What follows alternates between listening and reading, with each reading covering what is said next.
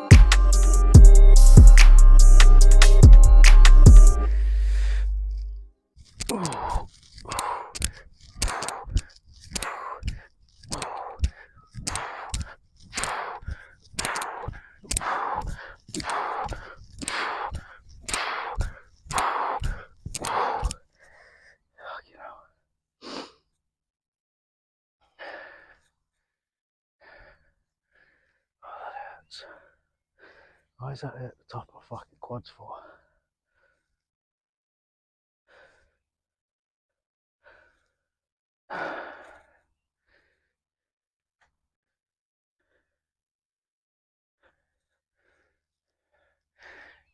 See, this is what happens when you don't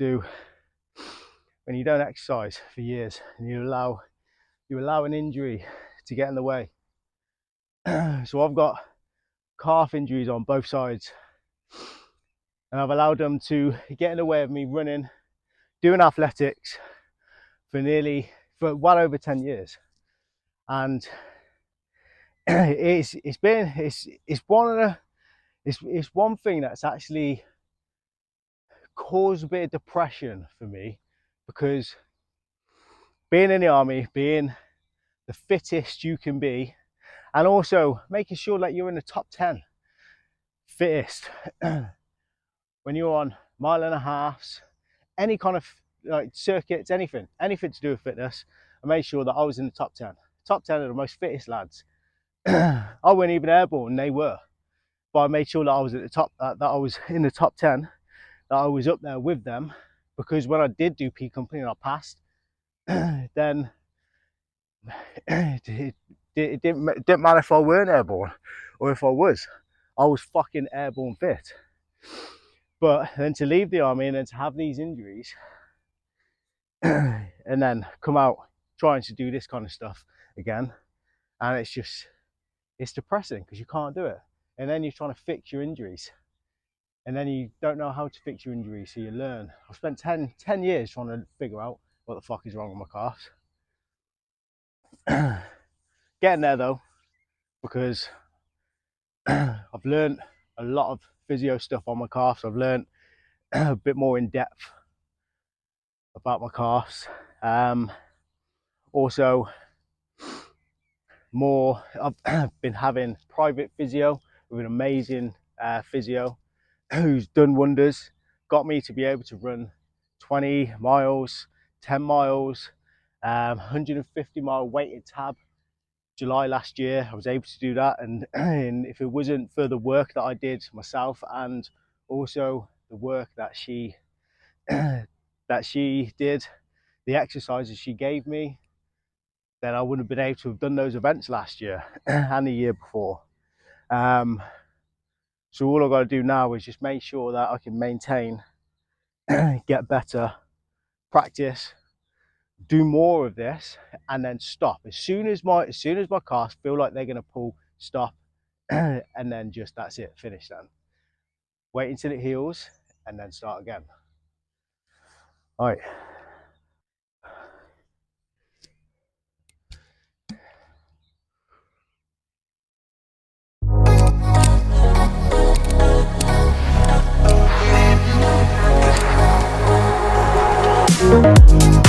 By now, my calves would have been twingeing by now.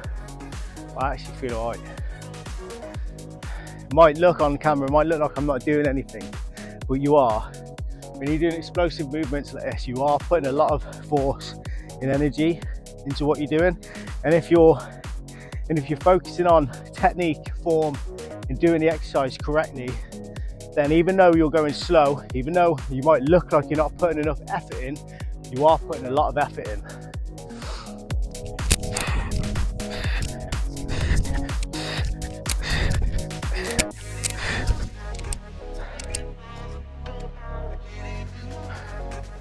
I need to learn with my foot down, going off to the side. So that, always keep your eyes facing forward, and then use your peripheral vision to be able to see what your body's doing, and then make corrections from there. All right, power balance. So this one is just going to be for height, and then the next one will be for distance.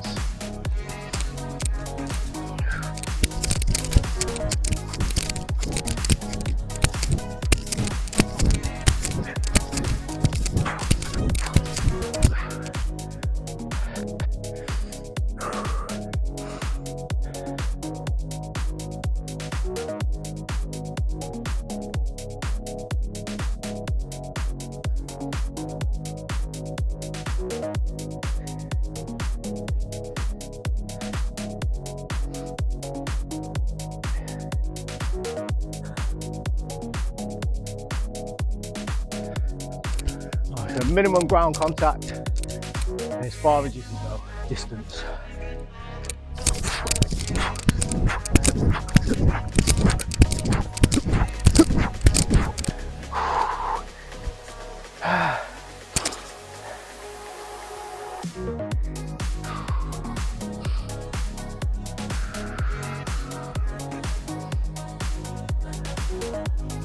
A good thing to do as well, always be mindful of how you're breathing. As soon as you're finished, you've got that rest period, deep breaths in through your nose, out through your mouth, control those breaths. Your body's going to want to do that, but if you can master that when you're fatigued, when you're out of breath, if you can do this, if you can control how the speed of your breath and the oxygen going into your lungs, the quicker you will recover.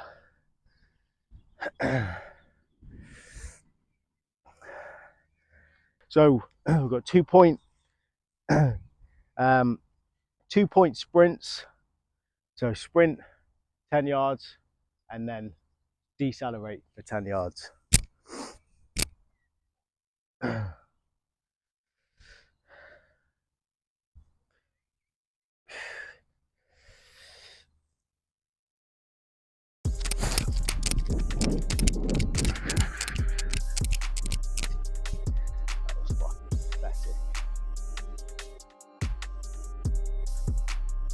Honestly, not doing stuff like this for so long, you forget the movements, you forget your positioning.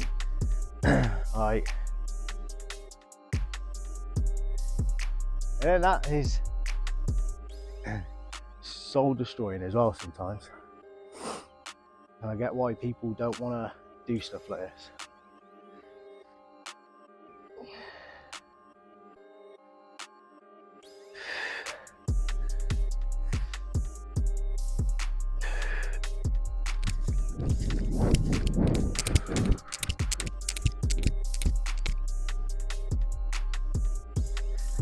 And then also, you've got that phantom pain, because it doesn't hurt in a minute, but you get phantom pain. It's where your body tells you that it's hurting, but it's actually not. There's actually nothing wrong. It's all in your head. I've known that for a long time, and that's why I still do try and go for runs. But about 4 weeks ago, I went for a run just around here. Got to the bottom of this path, running all the way up there. Car park is just behind us, right?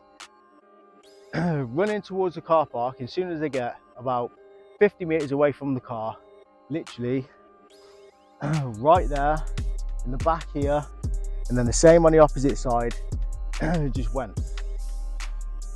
And then I had to walk to the car, because if I carried on walking, then it will just pull. And I remember that feeling on that 1.5 miles that I did when I first ever pulled it in 2010. And it was 2 weeks before my PTI's course.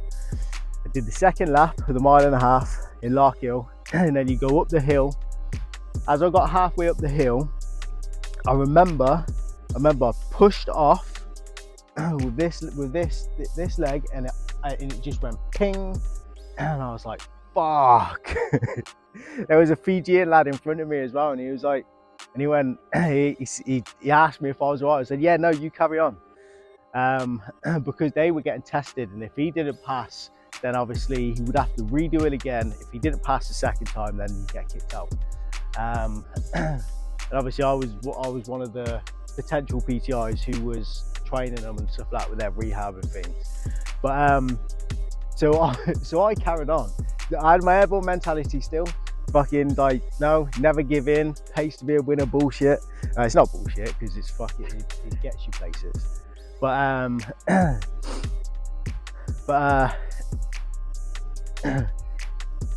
yeah, so I carried on, got back to the gym, to the finish line, and then Daz and everybody's all looking, but what the fuck, what time did you call this? What's the matter with you?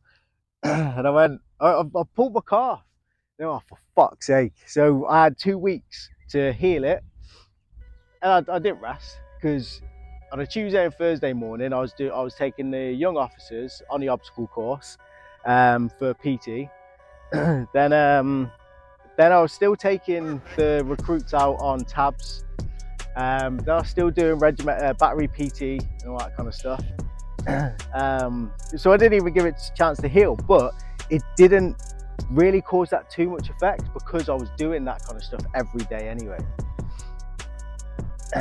And then when you leave, obviously you're not doing that level of fitness, and I think that's where everything then, all injuries that I had from my 6-year period in 7, and then as a PTI in 3-2, literally my body was like, yep, there you go, here's all your injuries, fucking sort yourself out. So I haven't been able to run for like over 10 years, especially doing this. I used to fucking love doing this kind of stuff. I used to go out on my own all the time. I used to just do hill reps. I used to do sprint athletics drills, like everything, because I needed to perfect my craft. Because some PT sessions will be out on the AstroTurf and we'll be doing athletics drills. I'll be taking gym agility, like gymnastics, rehabilitation PT. Now we're PTIs. Out in Civvy Street, my military qualification is not valid. But the thing is, we do a hell of a lot more than level 3 PTs do in the military. A hell of a lot more.